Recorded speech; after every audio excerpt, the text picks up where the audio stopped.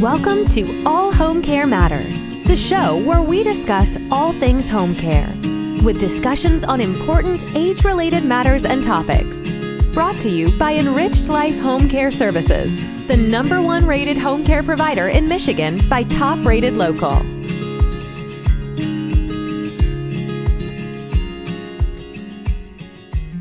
Hello, and welcome back to All Home Care Matters. If this is your first time visiting us here at the show, we want to say thank you for taking time out to be with us today. We appreciate how valuable everyone's time is, and that's why we try and make each episode here at All Home Care Matters something that will hopefully matter to you. Today, we are honored to welcome a remarkable guest, Monica Rosser. Monica is the Executive Managing Director, Federal Health at Maximus. Welcome, Monica. How are you today? I'm doing wonderful. Thanks so much for having me. Our pleasure. Our pleasure. I want to first start off by, a little backdrop. We had the pleasure of meeting you and your team at the Elizabeth Dole Foundation convening in D.C. last month. And, you and I were kind of singing the same song, talking about the importance of, advanced directives, living wills. And then, we welcomed you to come on the show. So it's a real joy and privilege to welcome you today. I really appreciate it. I think, what you all have been able to do with this podcast and really bringing in such needed insight into this now. The caregiving responsibilities and what we're seeing as an American population ages, these topics and this conversation is more relevant than ever. Absolutely. I introduced you as the Executive Managing Director, Federal Health at Maximus. What does that role entail, and what does that mean? Absolutely. So I've been working in the federal ecosystem for over 15 years now. And I'm an attorney by background, and I've come into the government contracting arena and I'd say a non-traditional way. I've always been interested in the connection between policy as well as what could be brought forth in the most innovative fashion with a real dynamic information technology ecosystem. I think that being able to work with my government partners throughout the decade and a half has been one of the greatest joys of my life.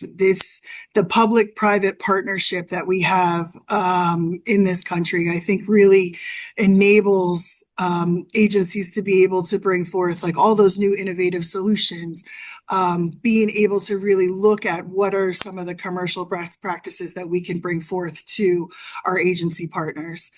I'm lucky enough to lead that charge at Maximus right now. I have a team that spans the entire federal health ecosystem. And what we're doing is finding that intersection between the way things that used to be done and how they need to be done moving forward. How are we doing that? We have been able to really look at business process solutions throughout federal health Maximus has been around for 50 years. Wow. So the expertise, the experience now coupled with a team eager to bring in the latest and greatest of what is the art of the possible. I think in this ever-changing dynamic, it is more relevant than ever of what my team and I are doing. So the quick answer is I get to solve really complex problems with a team who is constantly thinking about what is next and bring them to my government partners. No, that's tremendous. We spoke to the executive director for the Blue Star families at the convening, and she came over from the private sector and now into the government sector. And when her and I were talking, we said the convening was really the joining of the private sector with the government sector. And I think that's such a great collaboration and a great alliance because, they're hearing firsthand the boots on the ground from these family caregivers and, to the policymakers and decision makers that can help implement a lot of these, resources and needed support that family caregivers are really struggling with day to day. Which really leads you, to my question to you is, what is the scope and challenge of caregiving in the United States today, especially among those supporting service members and our veterans? Yeah. So, I came into the caregiving world through my own personal experience.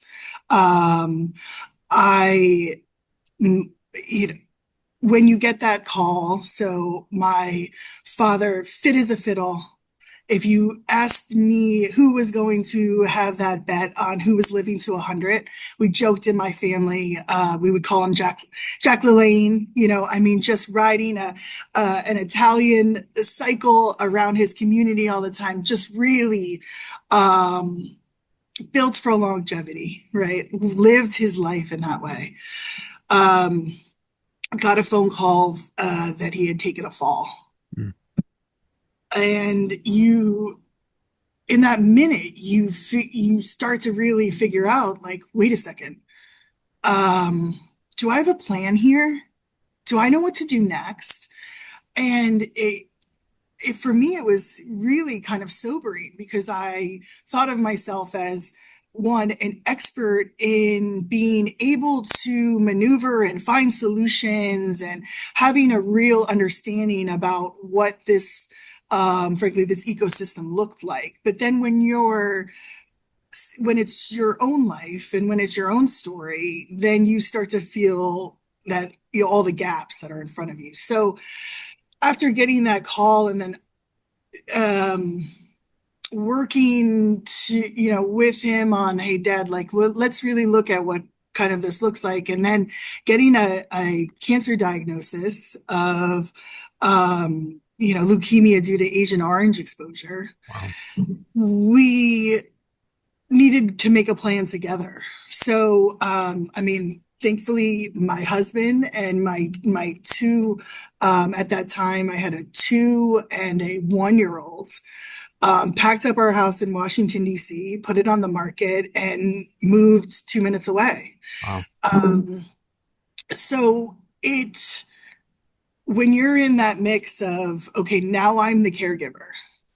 Now I am being responsible for frankly, a life.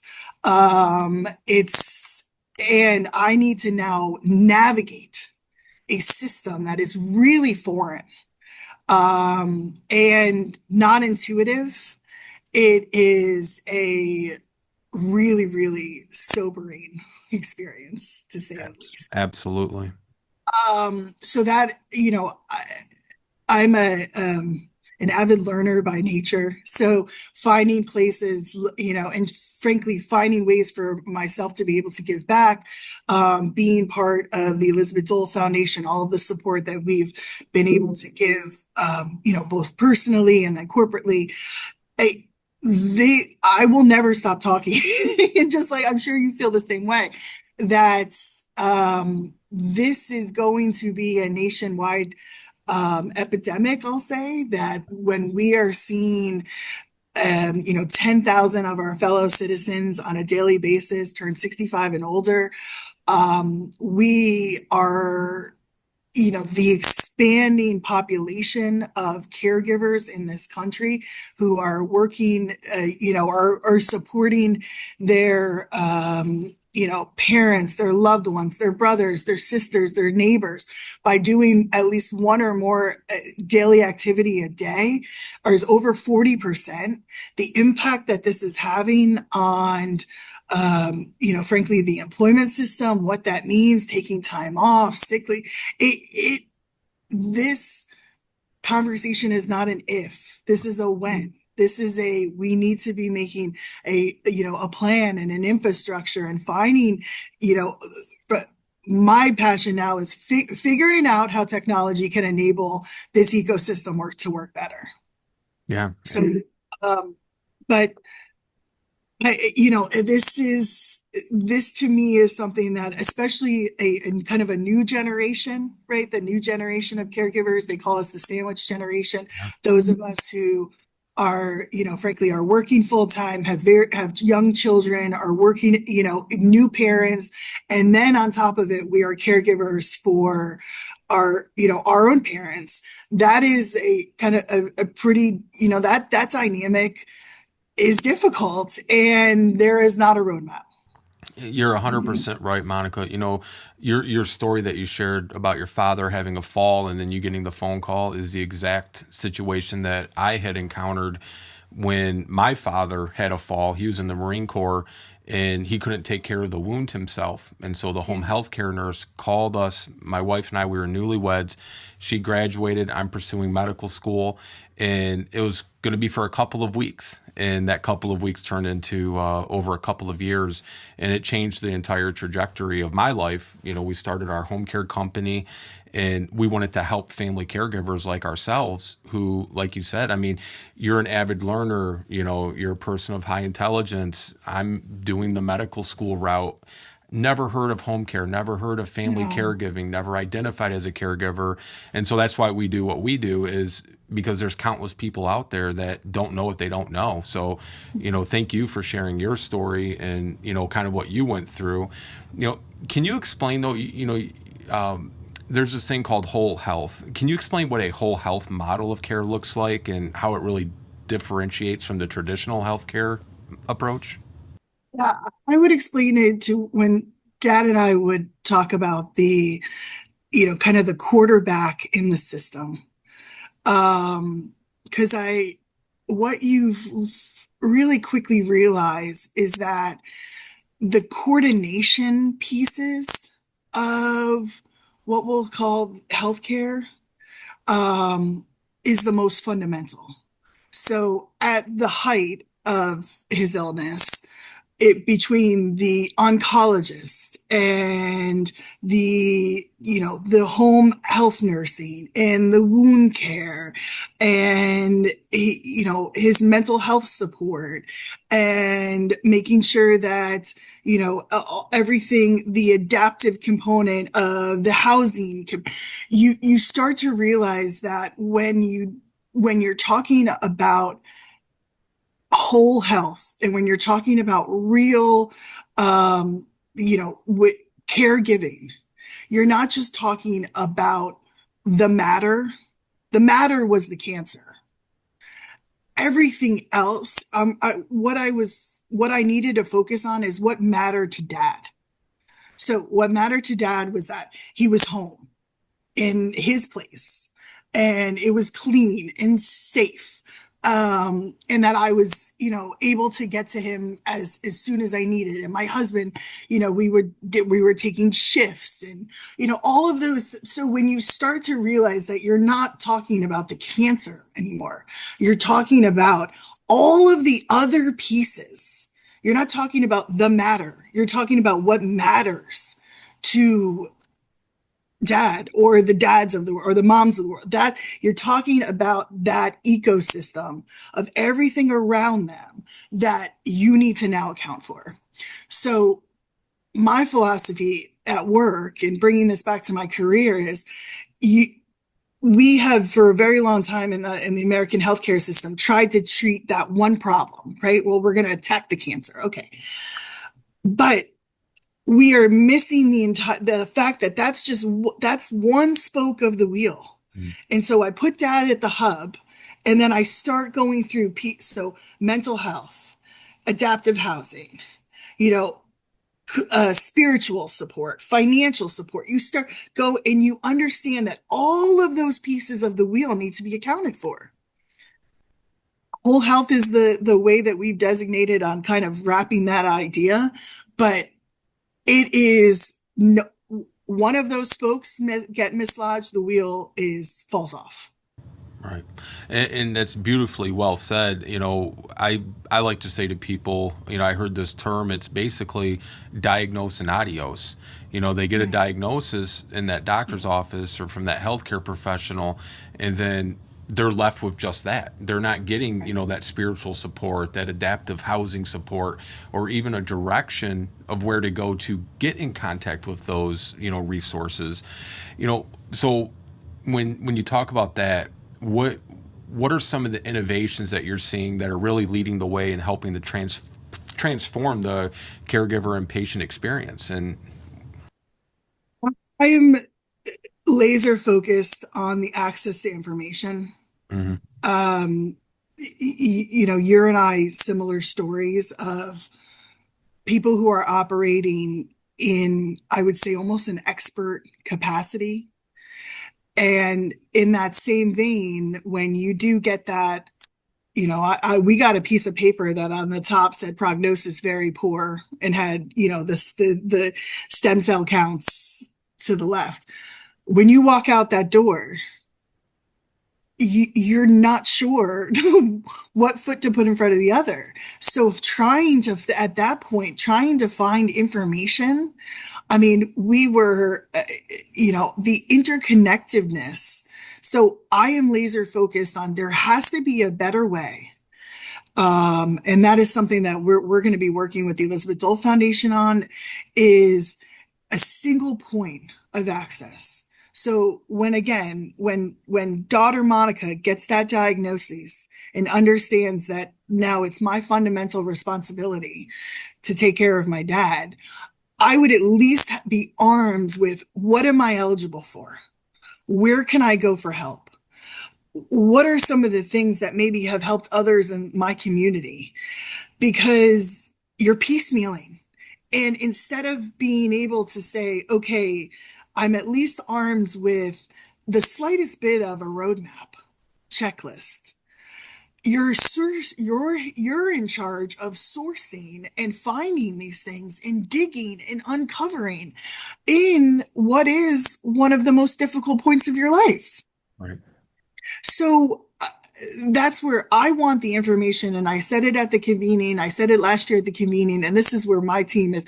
I want the information to be a push. I want when you get that when you get that letter, when you get that phone call, when you have that conversation, when you have that middle of the night talk, and you know that the world has flipped on its axis, Right. that you're able to say, okay, here's my zip code. Here veteran status, not veteran status. Here are Medicare, Medicaid dual beneficiary, all of the things that might be part of the dynamic about the continuum of care. And then what it does is, frankly, the technology can enable. What it does is then say, okay, listen, Monica, here are the things in 34109. Here are some of the community partners. Here's what is happening at the state of Florida level. Here's what you're eligible for at a national. Here's the veteran caregiver program. Here is what you need to notify for Medicare.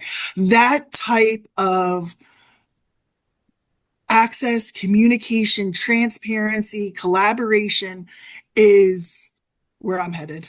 Yeah, and we would love to help support you get there because, and really, I mean, it sounds like a lot, but Right. when you're talking about, the resources in your zip code on a local level, a state level, a national level, you would think it would be very simplistic to put something like that together pretty easily, especially with, Yeah. all the resources and, AI tools.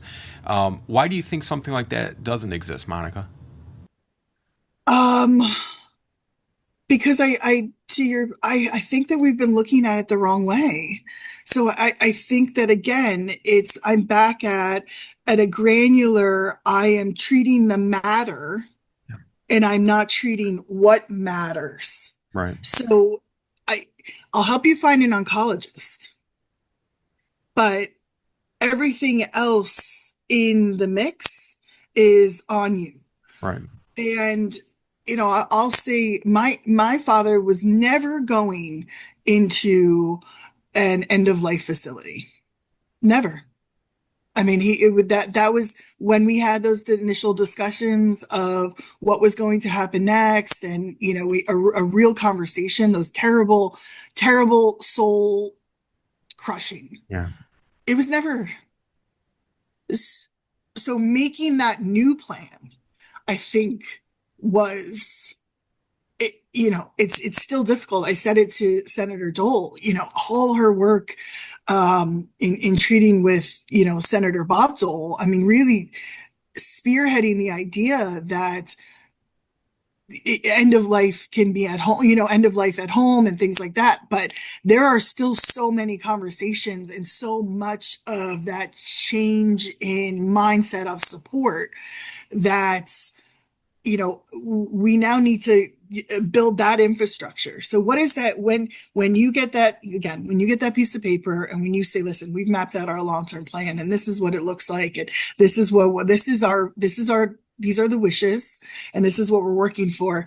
I really think that, again, that connectiveness, that hub, the finding the piece of what matters, that's still not kind of the go-to. There's a go-to plan, and it's usually not the infrastructure at home. So, that those are all of those things that I think that's why something in our minds are so, it's, I don't want to say simple but why does this not exist yet? I think those have been all the historical roadblocks.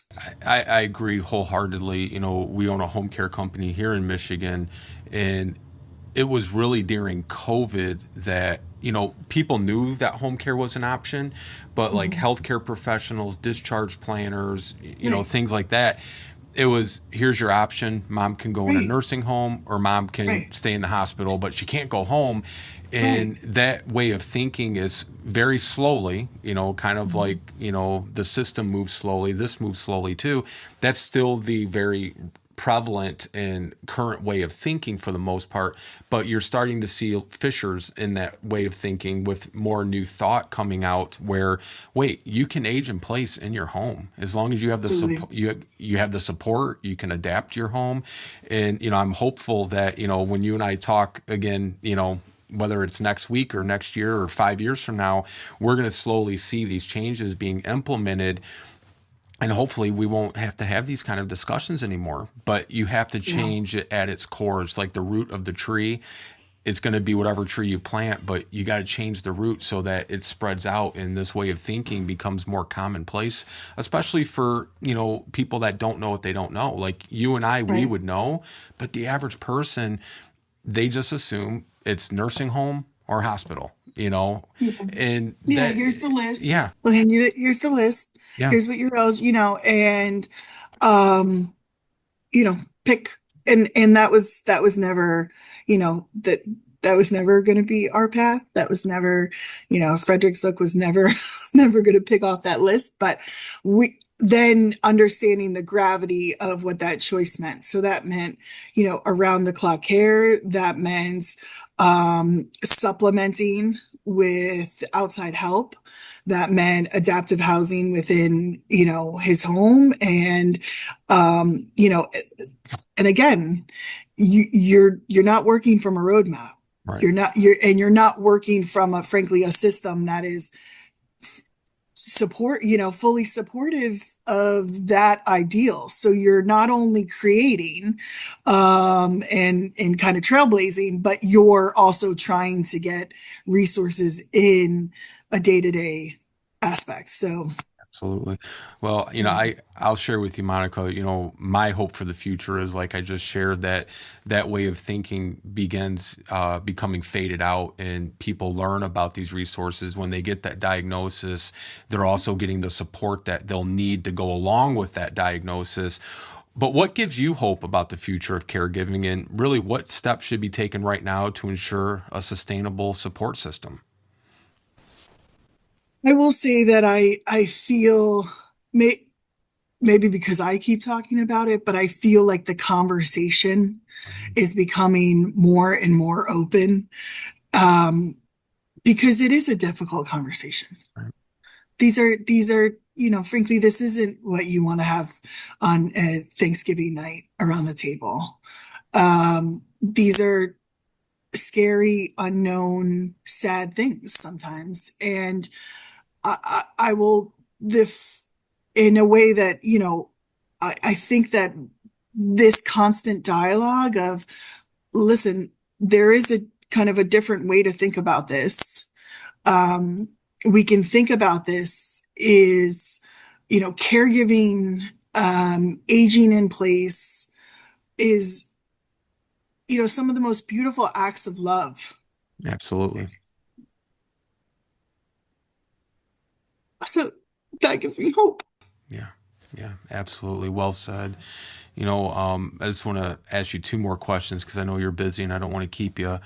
When we met at the gala after the convening had concluded, and we heard your speech, and your talk from the stage, one of the things that just immediately drew me to you was something that we really preach all the time here, and that's find out what your loved one's wishes are. And I know we had a conversation about that. you know, I don't want to share it for the viewers and listeners. I'll let you share it. But why is it important for people to Yeah. have their wishes expressed? So again, I mean, listen, and the viewers, difficult conversations. And I will say sometimes, especially when it's our parents, um, thinking about their own mortality is a really difficult thing to have happen, especially in a conversation with their child. Um, what I will say is that the sooner and more open you can have those conversations, the better you can work the pathway together. Unfortunately, just by the nature of guardrails and keeping folks safe, there are so many checks and balances. There are so many forms to fill out. There are so many validations. And again, I think all necessary, but the time of having those discussions and the time of kind of getting, I will say, the affairs in order is not the time that you're having the crisis. Yeah, That's not the time to now try to have that conversation or try to make what the next decision is. And I will say is when you are in those crises, when you are in the emergency room, when you are in the ICU, when you're getting the blood transfusions, when you're just figuring out whether to do the chemotherapy or not doing the chemotherapy, it's not, to me, it wasn't the time to have the quiet reflection on really how we wanted it to go. And thankfully, like, we had those discussions prior, and I understood what my dad wanted, and I understood, the quality of life that he was wanted to adhere to, and again, the top, it, as difficult as it is, but you don't want to have that conversation in the first time when you are in the heat of the crisis, when you're in the middle of the battle and it is the gunfight. That is not the time to try to be able to make those types of decisions. So I will say, you know the sooner you can have the honest conversation of kind of what folks want and what their final, what would bring them peace, and what and do it in a calm, respectful, thoughtful manner. I will say that is something I really, I think we gave that gift to each other. yeah, absolutely. And, we tell families when we're counseling and meeting with them, you never want to make a decision under pressure, like you said, or in the Yeah. middle of a crisis, but also, make the decisions for yourself while you still are able to make them for yourself. You don't want to have someone else make the decision for you. Monica, last question. And hopefully this isn't true, but if we don't speak for another 5 years and we run into each other at a convening or some conference, how has this conversation changed? The conversation's changed. There's going to be I think that there'll be a caregiver single point of access. I think, I keep saying caregiver.gov, where there is a holistic platform that shows, okay, these are, here's a roadmap. Yeah. Let us help you. Right. There's going to be off roads or on, but this is what it looks like. I also think that it's going to be a commonplace conversation. I think, especially with, the millennial generation, because we're going to see, I will say, within even my social and friend group, they have said, I've had some of my friends say to me, like, Mom, like, will you help me get to step one? I said, absolutely. Yeah. Or like, I'm definitely going to next time I'm home, I'm going to talk to my parents about this. Or should I start with a will? Or it's going to be a more commonplace conversation, because I think, frankly, there are some of us who are, who have now lost parents and walking through, and I think where it's going to be folks are going to want to be able to make a plan and have an open dialogue of what this looks like next. And I'm really sure that the aging in place dynamic that we see, frankly, in other countries, and that type of holistic community around elder care, and the responsibility that folks feel to, look out for and take care of their most experienced, intelligent, they're the elders of the community. I think we're going to see a rebirth of that, in that, because, just by population dynamics, we're going to see a lot more, and I think that we, as a country, coming from a thoughtful, collaborative, compassionate, and in real considerate viewpoint, I think that those are some of the fundamental things that we're going to see. But I know we're going to keep talking, because kindred spirits in this, and it's too important not to. Absolutely. Well, thank you, Monica. I really appreciate the work you're doing. Thank you to your father and your family for your service to the country. I think that's the ultimate compliment that we can give you there. And anytime we can help support you, your mission, and this soapbox, we'll be right there with you. So thank you so much. Thanks for all you're doing as well. Our pleasure. Thank you for joining us today here at All Home Care Matters. All Home Care Matters is here to help families as they navigate these long-term care issues. We invite you to visit us at allhomecarematters.com, where there's a private, secure, fillable form where you can give us feedback, show ideas, or if you have questions. Every form is read and responded to. And remember, you can listen to the show on any of your favorite podcast streaming platforms, or watch the show on our official YouTube channel. Just make sure you hit that subscribe button so that you never miss an episode. We'd also like to say thank you again to Monica Rosser for joining us today. We look forward to seeing you again here at All Home Care Matters. Thank you for joining us today. We look forward to you joining us again on another episode of All Home Care Matters. To learn more about the show and to connect with us, visit us at allhomecarematters.com.